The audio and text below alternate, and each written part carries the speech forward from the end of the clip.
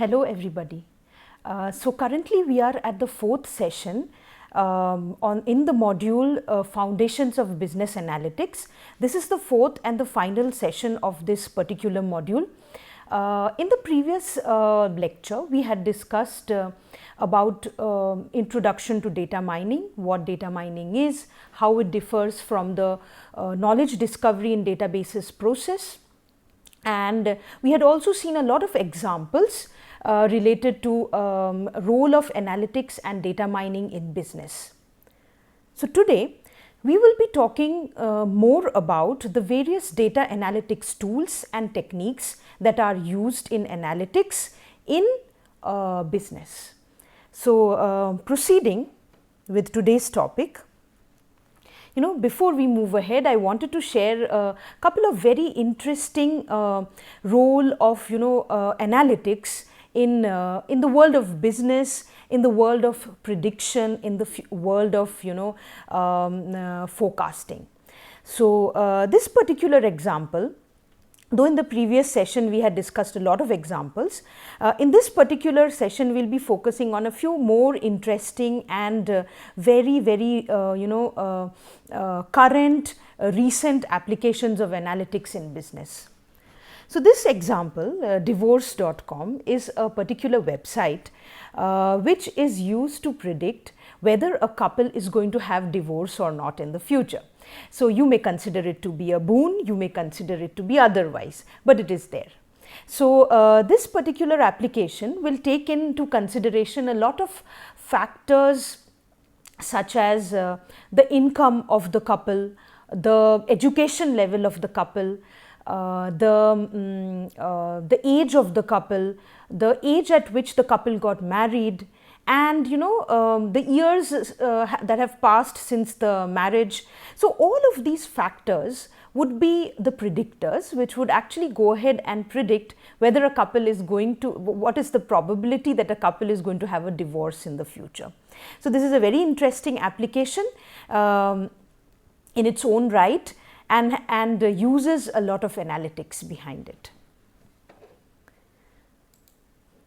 So this particular example is another sensational example of the role of analytics in business. So I am sure all of you are aware of Target, which is a very popular retail giant. So Target, it seems, this happened a couple of years back, wherein a lot of customers go to Target to finish their regular shopping. So one fine morning, a father who was using the mail ID of his teenage daughter suddenly observed that the daughter was receiving a lot of baby coupons from Target on her mail ID. So he was furious because his daughter was a teenager and possibly she had just graduated from school. So he called up Target and actually bashed up the person who picked up the phone. So also the manager, because this was not right in his opinion. So Target was also at that moment, not sure as to what had happened. So Target apologized and the matter ended there itself. But it did not end there. So what happened is, a week later, the father again called up Target, and the father apologized in turn, saying that there had been certain developments at his own home that he was not aware of, and his daughter had not shared or revealed in news about her pregnancy. But it seems that Target had predicted that the teenager was pregnant from her purchasing habits from products that she purchased, and had predicted that she was pregnant even before the family members knew of it. So this created a huge backlash from the customers, and they were absolutely unhappy with what Target had done, because in their opinion, using customer data and trying to predict something related to a person's health is absolutely against ethics and will not be accepted by the audience. So they were not happy, and Target had to apologize. So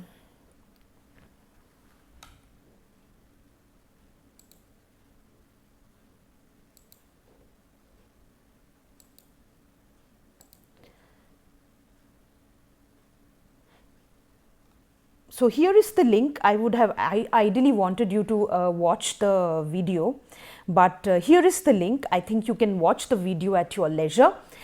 It talks about the entire detail of the process, what are the various parameters related to the teenagers' shopping habits that Target took into account while predicting the customer's pregnancy. So you can have a list of what could be the input variables and what the output is.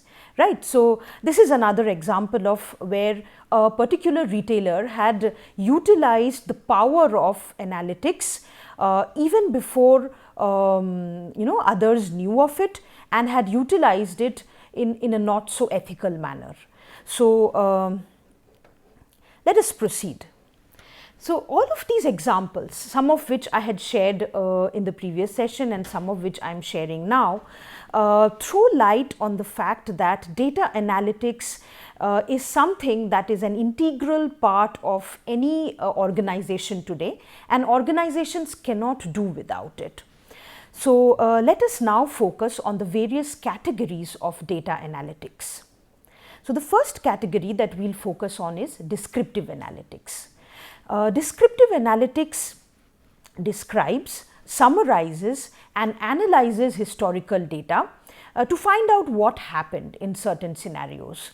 It predominantly describes and summarizes the data and does nothing more than that. So that is the role of descriptive analytics. We'll soon see each of these categories of analytics with their examples, and we'll try to understand their various technologies or techniques. The next category of analytics is diagnostic analytics. As the name suggests, diagnostic analytics tries to identify the causes and trends and outcomes. So causes of trends and outcomes basically. So why did it happen? If something happened, what was the root cause, or what was the primary reason behind why it happened? So this is the second category. The third category, and of course the most popular of all the four categories of analytics, is predictive analytics, wherein you try to predict the future outcomes based on the past. So what could happen in the future based on what had happened in the past. So this has a very, very important role to play in business, because from demand forecasting to forecasting the number of customers who will show up at your showroom, the customers who will respond to a particular advertisement, all of them can be predicted using predictive analytics techniques. The fourth one is known as prescriptive analytics techniques. And as the name suggests, again, it recommends the right or the optimal set of actions or decisions. So what should be done given a particular scenario? So this is the fourth and the final category of data analytics that is used in the world of business. Now, this is a graph that plots the various categories of analytics on two parameters. The first is the complexity, which is present on the x-axis as you see, and the second is the value that you can derive out of this kind of analytics. So complexity with respect to the procedures, with respect to the techniques, with respect to the algorithms, and the value with respect to the benefits that you would derive out of applying this particular category of analytics to a particular set of problems. So here we see descriptive analytics. As we move from descriptive to prescriptive analytics in the particular order that is given in the graph, the complexity increases and at the same time the value also increases. So descriptive analytics is the simplest of all the four categories of analytics, and it also gives you the least value, though that value is also very important in business, because that can also used in multiple to develop multiple number of strategies, as we'll see with certain examples. But of course, as we move from descriptive to diagnostic to predictive and eventually to prescriptive, the complexity of the algorithms increase, and at the same time the value that you derive out of each of these analytics techniques in a particular set of problem also increases, right? So let's move ahead. Certain descriptive analytics applications. So, some of the most popular applications, these are some examples of what descriptive analytics could do to your business. Most shoppers turn towards the right when they enter a retail store. So, this could be an outcome or this could be a descriptive analytics outcome that would help shoppers to design the layout of their store, to place products in a particular fashion that they want, and take multiple measures related to store layout. Also, they can take measures related to customer representative, or a helper, a customer helper, or a customer service agent being present at a particular point in the store, so that more shoppers are able to access him or her easily. The second application here, conversion rate of women shoppers is higher than male shoppers among electronic gadget purchasers. So, this could again give the owners of electronic gadget stores multiple strategies to deal with. Third one, strawberry pop tarts sell 7 times more during hurricanes compared to regular period. So, of course, if there is a forecast of hurricane, you know what to do as a store selling strawberry pop tarts. Finally, women car buyers prefer women salesperson. So, this is kind of a very interesting insight, and all of these insights were derived from huge bulks of data that were collected from various stores, so departmental stores, from electronic gadget purchasers, from different environments or different scenarios. Data was collected and descriptive analytics was performed to come up with these insights. Now, moving on to diagnostic analytics applications, some examples given here are why customers liked your social media campaign or why they did not like it. So, if you've come up with a particular social media campaign, maybe to popularize your spring sale of electronic garments, or spring sale of electronic goods, or spring sale of garments, why did the customers actually happen to like your social media campaign? So, this would be taking a step back and analyzing what actually happened, right, and the reasons as to why it actually happened. Similarly, why certain products were popular at a certain time and at a certain place. You might have observed that some products all of a sudden become a sensation, maybe in a particular geography. So, what is the reason? Why did it become a sensation at that particular time in that particular geography? So, these are all things that should be analyzed in depth to find out the root causes or the reasons. Moving on, predictive analytics applications, and as I mentioned, predictive analytics has a whole range of applications in business.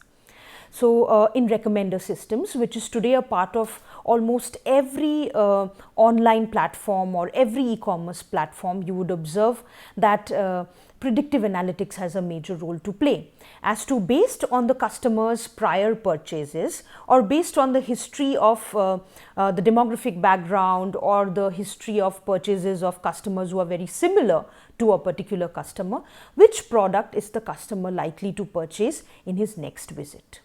Right. So, based on that, you can actually recommend products to him, or you can actually stock up your products in your warehouse. When the customer comes online, you can actually tell him that you must have seen in Amazon, say a particular customer comes to buy a product, and Amazon prompts that customer similar to him or her has brought a set of other products which Amazon actually recommends to the first customer. So, similarly, which customer is likely to default in his or her loan payment? This could be very insightful to an insurance company, or to a banking organization specifically, which gives out loans. If the banking organization can actually predict in advance that a particular customer is likely to default in his or her loan payment, the banking organization might be very cautious as to whether the customer should be actually given the loan or not. Finally, our third example is related to cancellations of products that are ordered on e-commerce portals. So research suggests that on e-commerce portals, cancellations or returns amount to almost 30% of the products that are actually purchased. So returns create a huge loss for e-commerce portals, and if they are able to predict in advance which customers are likely to cancel products, they can be very cautious when selling products to such customers, or they can sometimes take measures or strategies, multiple strategies like blacklisting certain customers or taking other measures to prevent or minimize the cancellations or the returns, because at the end of the day their goal is to minimize the losses. Moving ahead, prescriptive analytics applications. So these are some examples. What is the optimal product mix if you are trying to sell a bucket or an array of products? What is the optimal route for a delivery truck? So prescriptive analytics helps you to optimize your goal or your objective based on certain constraints or parameters, as you can see. Best markdown pricing for fashion products, optimal assignment of aircraft to flights, and how to manage fleet of vehicles owned by a company for employee drop and pickup. So all of these applications have a very important role played by prescriptive analytics. Now moving on, each of these 4 categories of analytics do have certain tools and techniques that are used, such as, we'll see the tools and techniques that are used for each of them. Descriptive analytics, the tools that are primarily used here are data visualization and clustering. So we'll talk about each of these in detail in the subsequent slides. Diagnostic analysis, root cause analysis is performed. It's the primary technique here. Predictive analytics has again a host of techniques: regression, forecasting, classification. Classification is a very popular technique which again has multiple techniques that are used for it, such as decision trees, neural networks, support vector machines, logistic regression, Bayesian classifiers, to name a few. And then finally, we'll talk about association rule mining, which is another very important and interesting technique that is used in predictive analytics. Finally, for prescriptive analytics, the primary tool or technique that is used is optimization. So, moving on, descriptive analytics. We have already mentioned that descriptive analytics has 2 primary techniques. One is data visualization and the second is clustering. So data visualization, it's a graphical representation of data, and as we had mentioned in one of the previous sessions, graphs or pictures, they speak 1,000 words. So and in terms of data, they speak 1,000,000 of data. So if you have huge amounts of data, simply looking at the data might not give you enough insights. But if you are able to analyze the data or represent that particular set of data using graphs or charts, that would give the reader or the person who is looking at your graph and chart much better insights just by having a glance at the data in terms of the graphs or charts. So by using visual elements like charts, graphs and maps, data visualization tools provide an accessible way to see and understand trends, outliers and patterns in the data. So data visualization tools such as charts, graphs, maps would help you understand a lot of trends in the data, outliers or exceptions in the data, and certain patterns that are emerging out of the data. So here we see certain examples. Today the examples that data visualization has applications in every area of business. But today we will focus more on COVID-19 pandemic data. Right. So you see here that the first graph here shows cumulative number of confirmed cases by number of days since the 100th case. So various countries, and this graph or this particular graph you must have seen in multiple places. So it is using data of the number of cases, cumulative number of cases since the 100th case in multiple countries across the world, and coming up with insights such as which country has flattened the curve, which country is going, the cases are doubling every day, in which particular country cases are doubling every 3 days, and so on.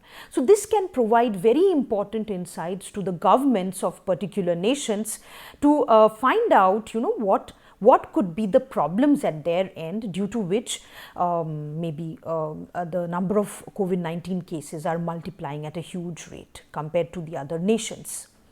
Similarly, the second graph that you see here, so the second graph that you see here, in this particular graph, this is representation of spatial data.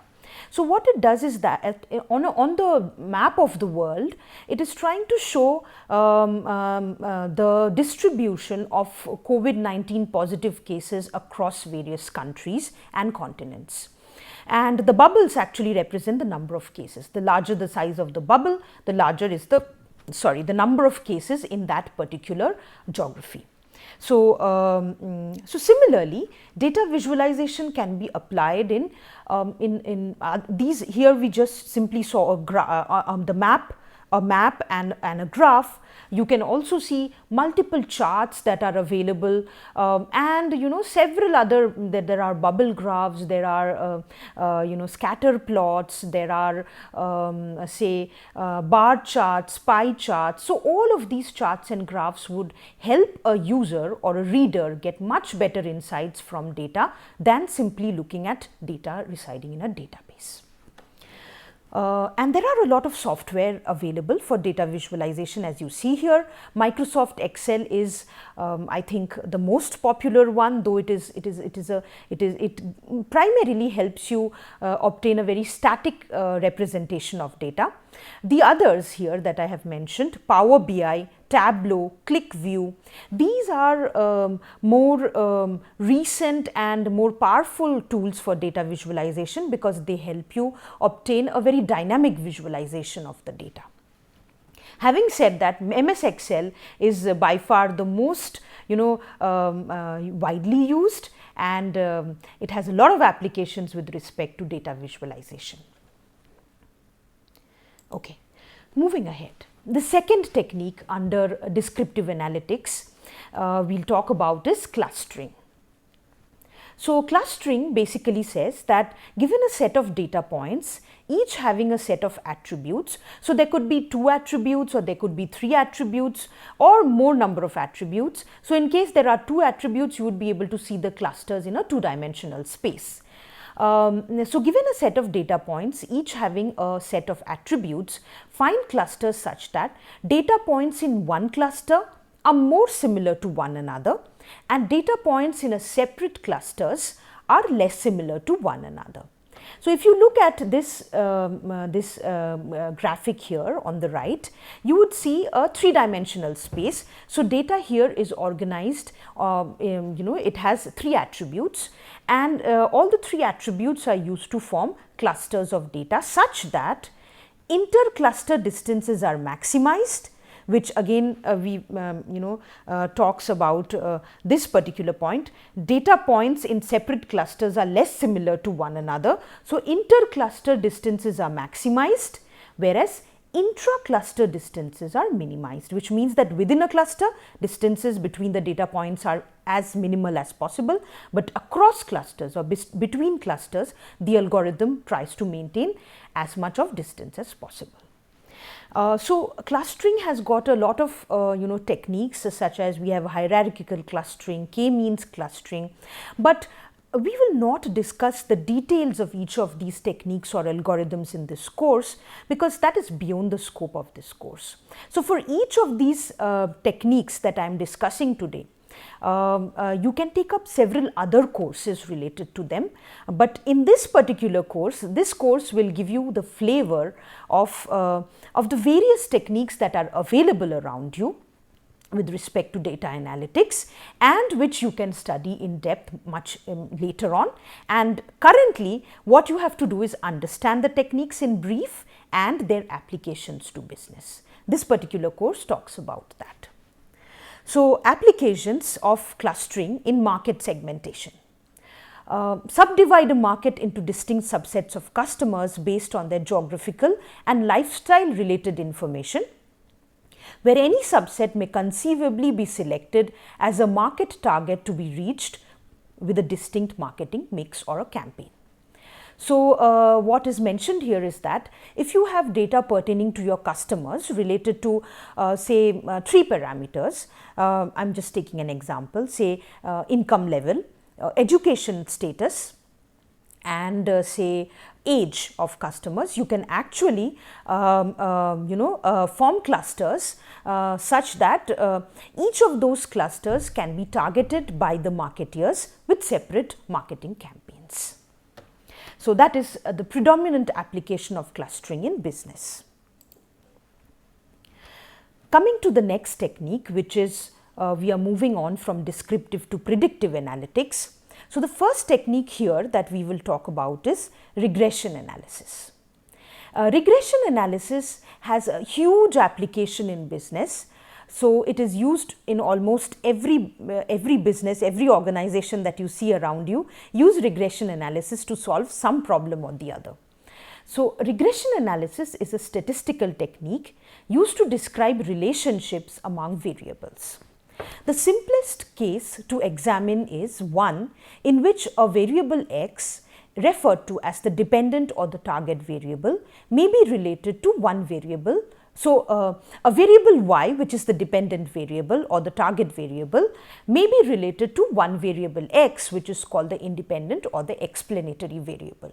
So, in regression analysis, we see how various one or more independent variables represented as x1, x2, x3, x4 in turn try to explain a dependent variable y. So, again regression has a lot of applications. So, some of the applications that we have discussed here are predicting events that are yet to occur. So, demand analysis or number of units consumers will purchase in the next quarter based on the past trends. So, regression tries to predict the future based on past data. The second example that we are talking about here pertains to number of shoppers who will watch a particular advertisement. So, again based on that you can take certain measures or strategies. And finally, for an insurance company, number of policy holders who will be involved in accidents in the next year. This is again a prediction based on the past. Now, moving on, classification. Classification is another technique which has a very important role to play in predictive analytics. It is a very important predictive analytics technique. Data is defined in terms of attributes, one of which is the class or the target, and others are predictor variables. So, if you have a set of data, then one attribute is called the class or the target variable, target attribute, which you are trying to predict with respect to certain predictor variables or independent variables that you have. So, what classification does is find a model for class or target attribute as a function of the values of other predictor attributes, such that previously unseen records can be assigned a class as accurately as possible. Given data is usually divided into training and test sets. Training data is used to build the model, and test data is used to validate the model or determine the accuracy of the model. So, what happens is, in brief, if you have a set of data with certain predictor variables and a target or a class variable, you will divide the entire data set into two categories: training and test data. The training data will be used to build the model, and test data will be used to validate or test the model. Usually the training data and the test data, the entire data set is divided into both of these in a certain ratio. So it could be 70-30 or 80-20, and it depends on the nature of your problem. So again, if you have to understand this particular technique in detail, you have to take up a course on classification. Classification techniques. So there are certain techniques multiple techniques that are used for classification: decision tree, neural networks, support vector machines, Bayesian classifiers, to name a few. So we will quickly see 2 examples or applications of classification technique in business. So this first application here talks about, given old data about fraudulent customers and their background, predict whether new customers will commit fraud or not. So this particular technique has certain predictor attributes. We see the predictor attributes are refund, marital status, and taxable income of the customer, and the class or the target attribute is whether the person will cheat or not or commit fraud or not. And this is the training data set. Now this is used to train the model, which will be used to test the test data. So these are new records that are coming up for which you do not know the outcome variable, that is the target variable, but you will try to predict it using the classification algorithm. This is what is there in your test data, and this is what is predicted by your algorithm. So how well your predicted algorithm predicts the test data set, the target variable of the test data set, determines the accuracy of your model. So depending on this, you will actually be able to understand whether a customer is going to cheat or not in the future. And based on that, you will actually find out, whether it is what sort of a customer he is, or whether you should take some precautionary measures before handling that particular customer, and several other strategies. Another example here talks about, given old data about customers and payments, predict new applicants' loan eligibility. So similar to the previous example, here we have 4 predictor variables: age, salary, profession, and location of the customer, and customer type in black here is the target variable. So the classifier or the model is built which tries to predict the loan eligibility in terms of eligible or not, which is the class or the target variable of the new applicant. So it comes up with rules if it is using a decision tree algorithm, such as if the customer's salary is greater than 5 lakhs and profession is an executive, location is Mumbai, then the customer is eligible for the loan. So this is how using certain algorithms or classifiers, classification techniques, a company is able to predict in advance an applicant's loan eligibility. And if the company determines through the algorithm that the customer is not eligible for a loan, he may take certain precautionary measures. Finally, moving on to the last application here that I will discuss under predictive analytics technique is association rule mining. So this has a very important application in marketing. It is used to find frequent patterns by analyzing item sets in customers' baskets or transactions and identifying frequently occurring item sets which can be basis for recommendations. So you may remember that in one of the previous sessions we had discussed about so a lot of young fathers buy diaper and beer together on Fridays. Right. The algorithm that is used for predicting it is association rule mining, which it is also used for market basket analysis. So this particular technique is also known as market basket analysis, which tries to tell or predict based on a customer's past purchases, what are the products that the customer is going to purchase in the future in bulk. So here you see, if these are the previous baskets where customers have purchased products, so what if in the current basket, if customer is purchasing beer, what else will he purchase along with it? So based on this, if you identify that 2 products or 3 products are purchased together, you can take multiple measures, such as it has a very important role in store layout. So what can be done is, if you know that beer and diaper are going to be purchased together, either place the frequently occurring items in close proximity so that people who are walking by will pick up both the products together, or place them as far apart as possible in the store. Say suppose in the entrance you place beer and you place diaper at the exit, so that the customer who is buying beer, that but through the algorithm that definitely the customer will also purchase diaper. So in effect what will happen is, customer will walk through the entire store and maybe pick up a lot of other products on impulse. And you can also give combo offers. So that will of course encourage them to pick up more, buy more of those products which they buy in bulk. And of course this has a role in warehousing and inventory management, because you can stock these products accordingly. If you know that on Friday evenings a lot of customers will buy diaper and beer together, you can store them accordingly. So association rule has a very important role in market basket analysis in marketing.